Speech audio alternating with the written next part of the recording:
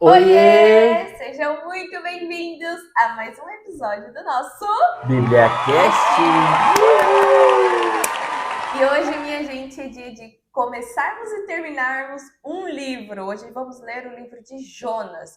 Vamos ler de capítulo 1 a 4, tá? É um livro bem curtinho que a gente vai aprender sobre uma história um tanto famosa aí na parte da Bíblia, tá bom? Então, no final, a gente vai fazer a nossa análise para te ajudar também no seu entendimento bíblico, tá? Então, fica com a gente até o final e abra sua Bíblia aí em Jonas 1. O chamado de Jonas. A palavra do Senhor veio a Jonas, filho de Amitai, com esta ordem: vá depressa à grande cidade de Nínive e pregue contra ela, porque a sua maldade subiu até a minha presença. Jonas, porém, fugiu da presença do Senhor, dirigindo-se para Tarsis. Desceu à cidade de Jope, onde encontrou um navio que se destinava àquele porto. Depois de pagar a passagem, embarcou rumo a Tarsis para fugir do Senhor. O Senhor, porém, fez soprar um forte vento sobre o mar e caiu uma tempestade tão violenta que o barco estava prestes a se arrebentar. Todos os marinheiros ficaram com medo e cada um clamava ao seu próprio Deus. E atiraram as cargas ao mar para tornar o navio mais leve. Enquanto isso, Jonas, que tinha descido ao porão e se deitara, dormia profundamente. O capitão dirigiu-se a ele e disse: Como você pode ficar aí dormindo? Levante-se e clame ao seu Deus. Talvez ele pense em nós e assim não morreremos. Então, cada marinheiro disse ao seu companheiro: Vamos lançar sorte para descobrir quem é o responsável por esta desgraça que se abateu sobre nós. Lançaram sortes e a sorte caiu sobre Jonas. Por isso perguntaram-lhe: Diga-nos, quem é o responsável por esta calamidade? Qual é a sua profissão? De onde você vem? Qual é a sua terra? A que povo você pertence? Ele respondeu: Eu sou hebreu e temo ao Senhor, o Deus dos céus, que fez o mar e a terra firme. Então os homens ficaram apavorados e perguntaram: O que foi que você fez?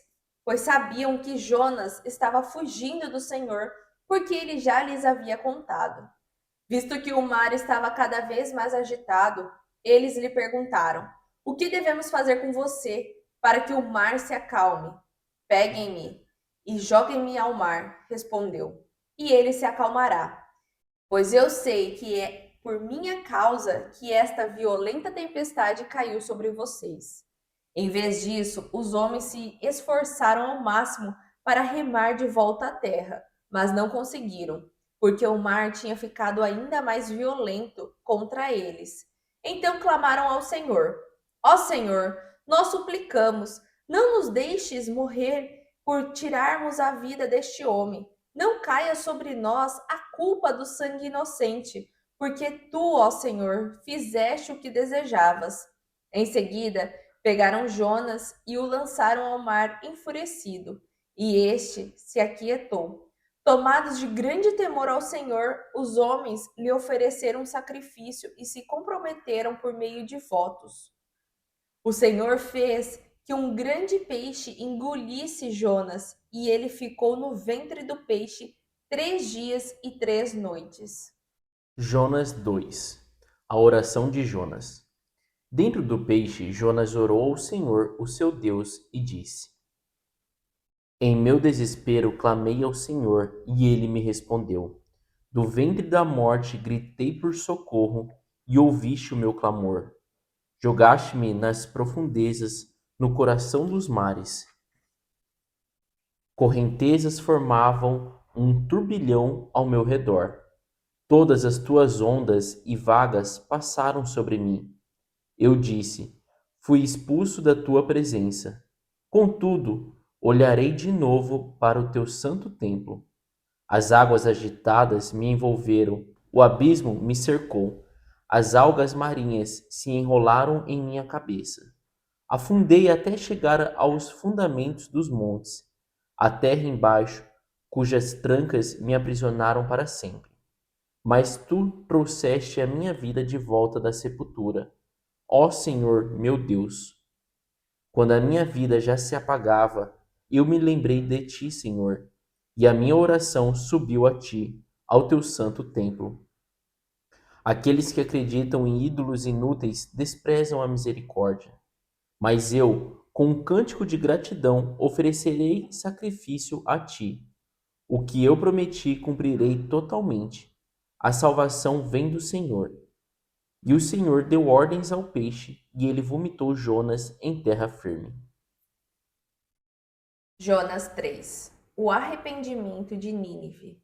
A palavra do Senhor veio a Jonas pela segunda vez com esta ordem: vá à grande cidade de Nínive e pregue contra ela a mensagem que anuncio a você.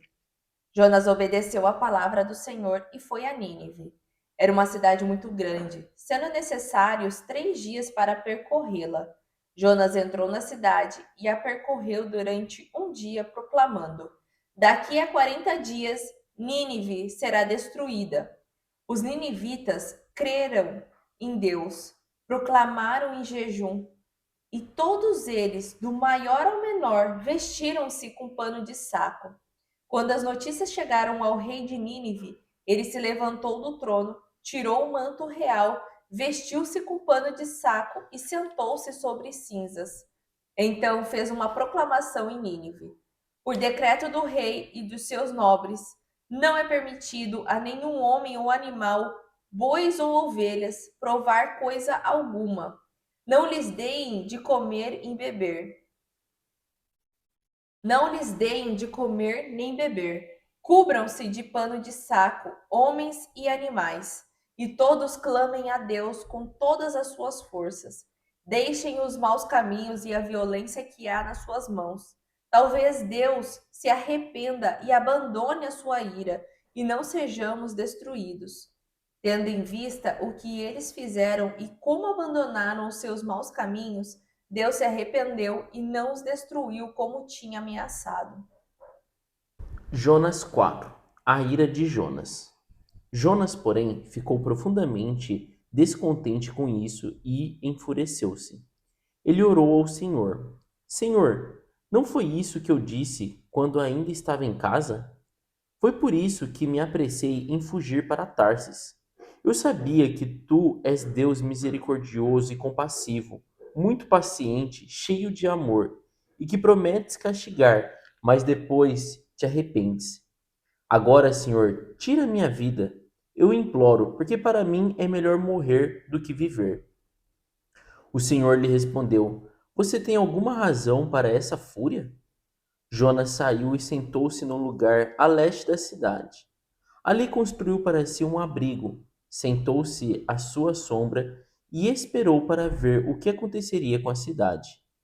Então o Senhor Deus fez crescer uma planta sobre Jonas, para dar sombra à sua cabeça e livrá-lo do calor, o que deu grande alegria a Jonas. Mas na madrugada do dia seguinte, Deus mandou uma lagarta atacar a planta e ela secou-se.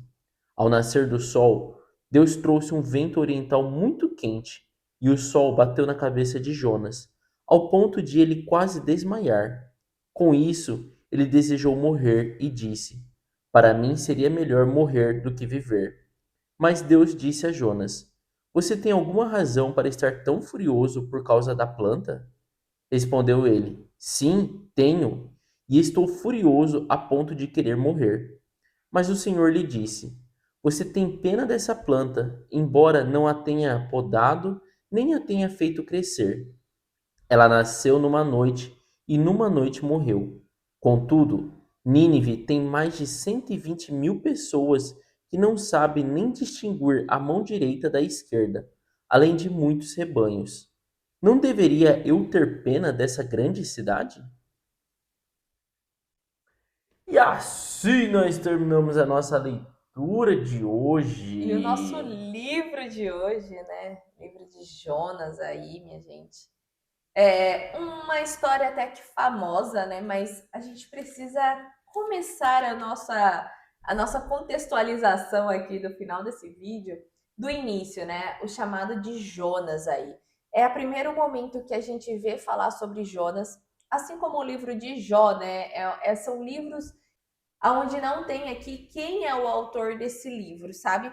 Mas a gente vê o quê? Que é uma pessoa que caminhava muito com Deus ali, né? Que você vê, parece que ele está dialogando com um amigo mesmo. Ele senta, ali já no final do livro fala, né? Ele senta num canto ali da cidade e o Senhor faz crescer uma árvore para não pegar sol na cabeça dele. Ele conversa com o Senhor falando sobre Nínive.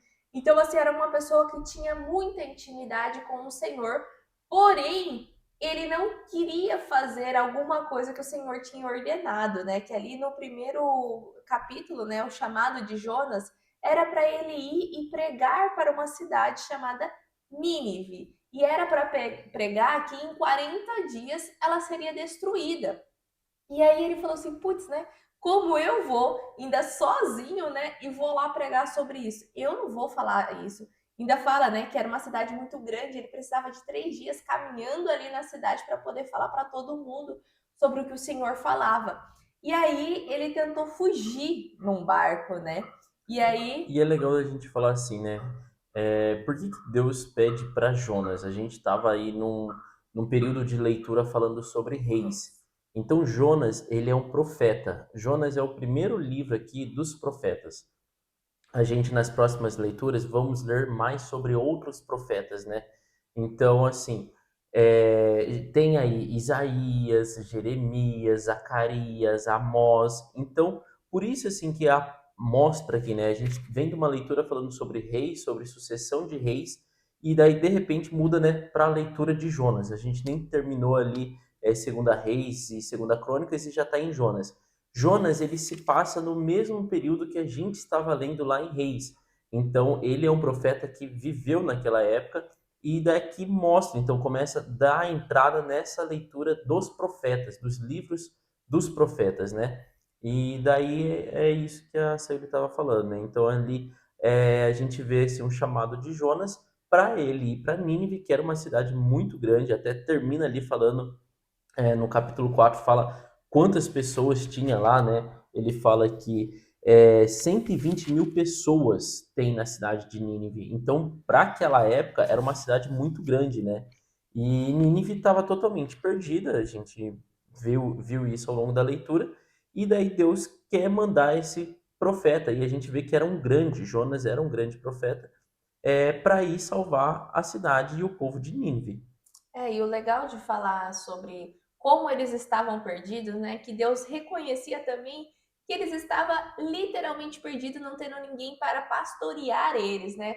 Que fala aqui no capítulo 4 que eles não sabiam nem discernir a mão direita da mão esquerda. Então é diferente quando a pessoa tem conhecimento e escolhe seguir o caminho errado, né? Nínive já era assim, tô perdida, tô, olha, sem orientação nenhuma. Por isso que ele pede tanto para Jonas ir lá e alertar essa cidade, né? Tipo assim, chama essas pessoas para ter conhecimento e consciência, né, do que está acontecendo.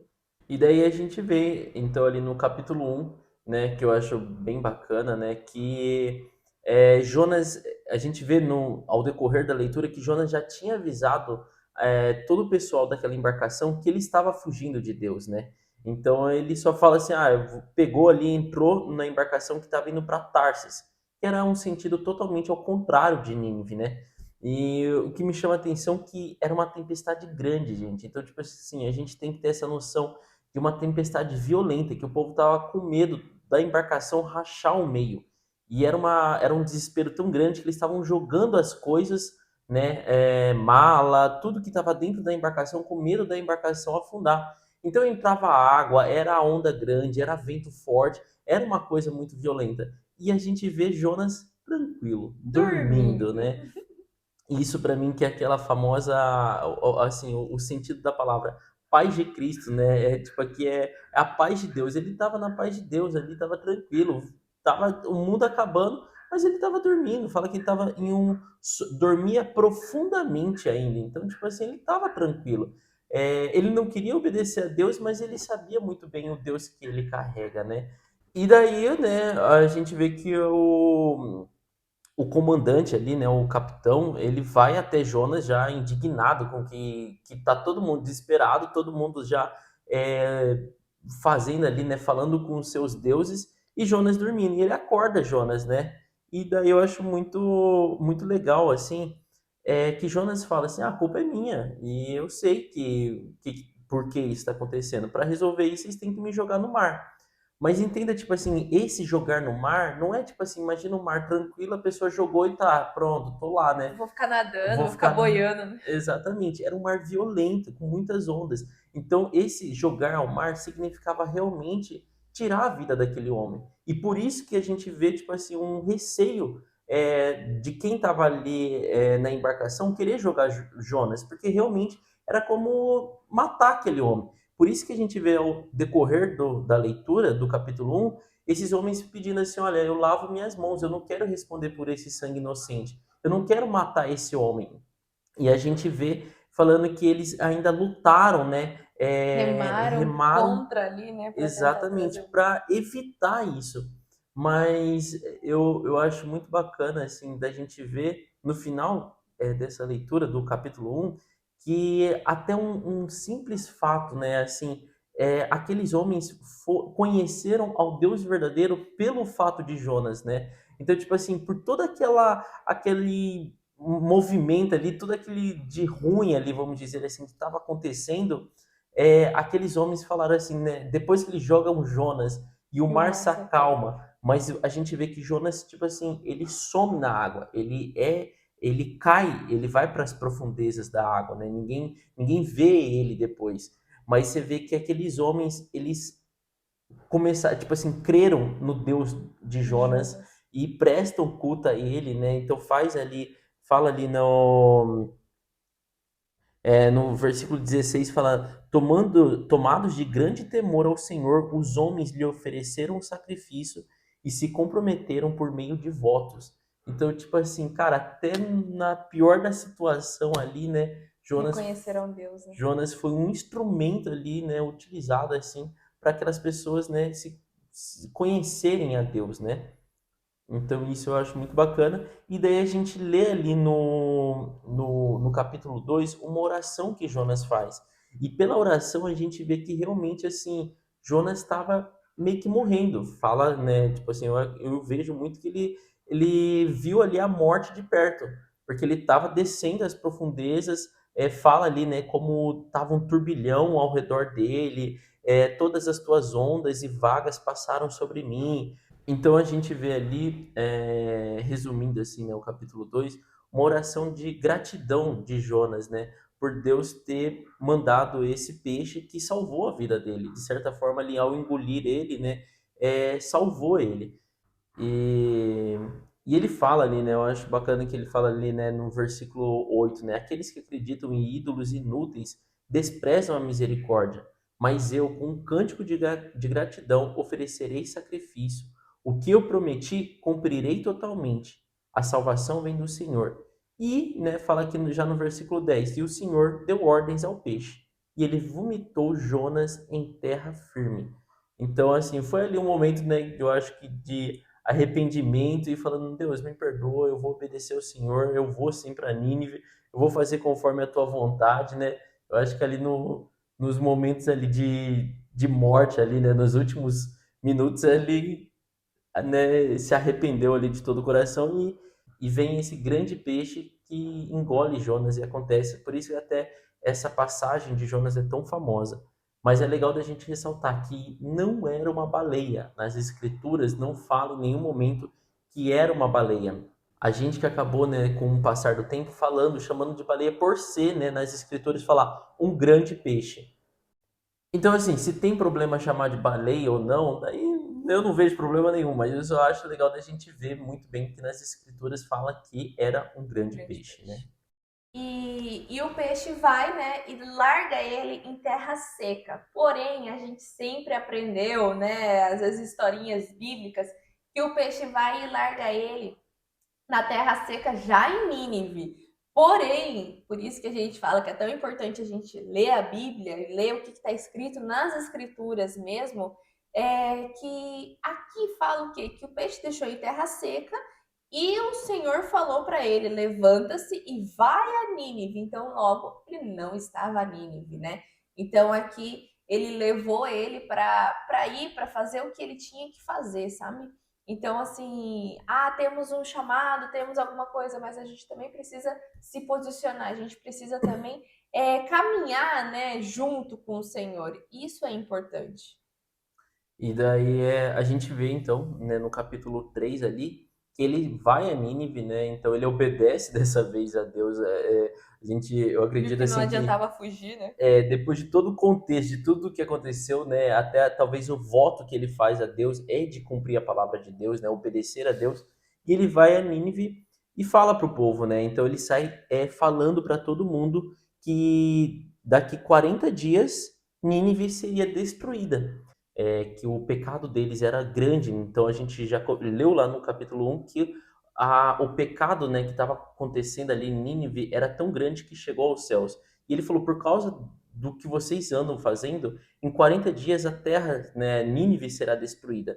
E a gente entende ali que no versículo 5 o povo acreditou no que Jonas estava falando, mas eles não se ficaram desesperados, e sim eles fizeram um jejum ali, todos eles fizeram um jejum e se vestiram de pano de saco, inclusive o rei. Então a gente vê no versículo 6 ali que quando a notícia chega ao rei, ele levanta-se do trono e também faz a mesma coisa, né? Se veste de pano de saco e proclama esse decreto aí, por decreto do rei e de seus nobres. Então eles realmente creram no que Jonas estava proclamando, né?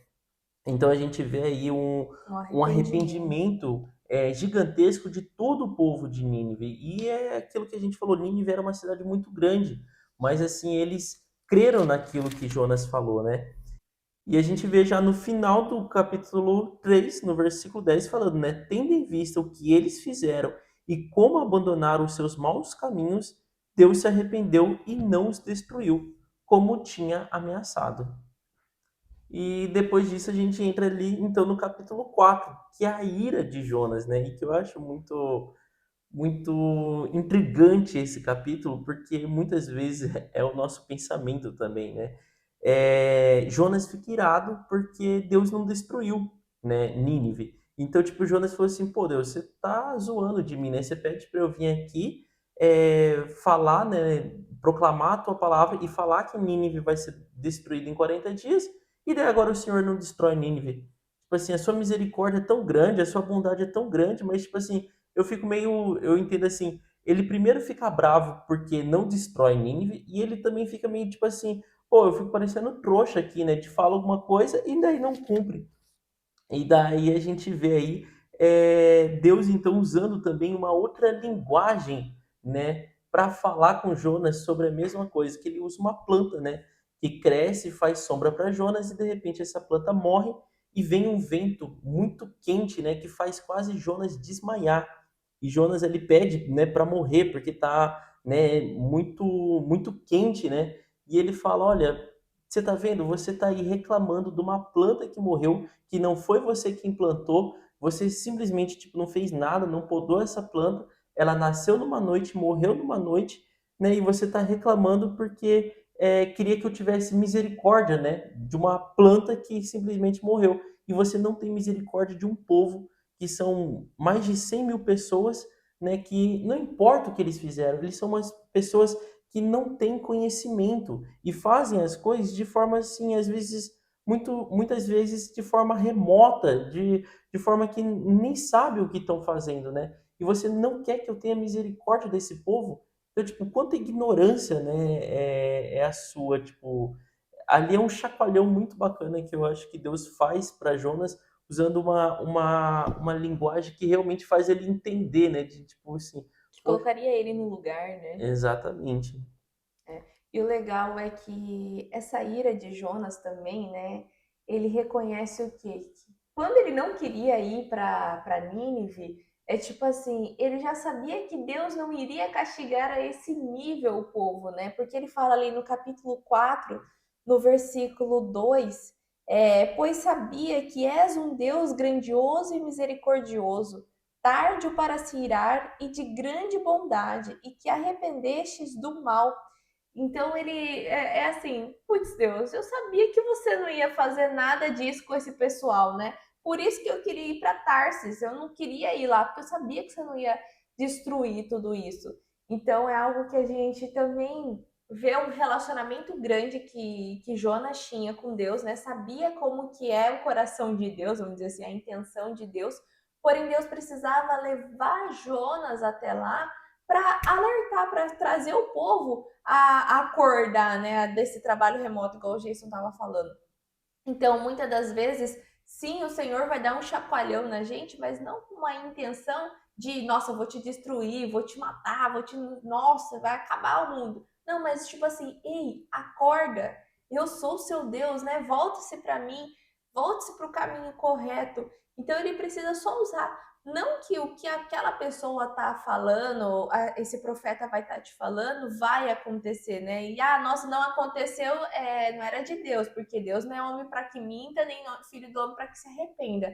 Só que ele vai com a intenção mesmo de chacoalhar o povo. Então, não, a gente precisa analisar muito o contexto que se acontece para não ter essas divergências bíblicas aí. E resumindo, eu acho tudo também de Jonas, eu acho muito bacana assim, que muitas vezes nós cristãos acreditamos que a palavra de Deus não é para todos, né? E a gente quem escolhe para quem que a gente quer pregar sobre Deus. Então aqui em Jonas a gente vê claramente que ele sabia do que estava acontecendo em Nínive. E é como a gente, às vezes a gente sabe uma pessoa que está totalmente perdido, ou um povo que está totalmente perdido, e a gente por nossa gigantesca sabedoria falar: aquele povo não merece Deus, aquele povo merece morrer no inferno, aquele povo Ou merece nem tal vai me coisa. ouvir, né? Para que eu vou perder tempo? Mas a gente fica irado, né? Igual o Jonas, quando aquela pessoa escuta, né? Igual aqui, Jonas primeiro não queria nem ir, ele não queria nem falar com aquele povo.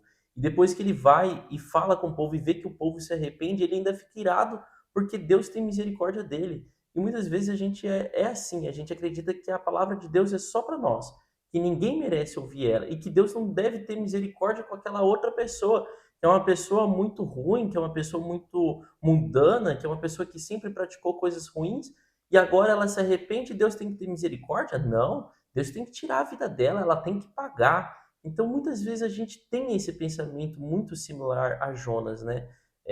De que a palavra de Deus é só para quem é bom, de que a palavra de Deus é só para aqueles que sempre, desde o começo, seguiram ali o caminho certinho, e não é isso, né? Então é essa reflexão que eu acho que a gente tem que ter sobre essa leitura de Jonas também. E a gente precisa também vigiar bastante, gente, quando a gente caminha, né, nessa parte da Bíblia, conhece tudo, e às vezes você olha uma pessoa que era totalmente desvirtuada, aquele assim, improvável, né, caminhar no caminho do Senhor, às vezes até mesmo na internet hoje em dia, né, que a gente tem acesso a mais pessoas e tudo. E aí você olha e fala, ih, olha lá, quer pagar uma de crente, olha lá, ih, nem tá, só tá querendo ibope. E não é.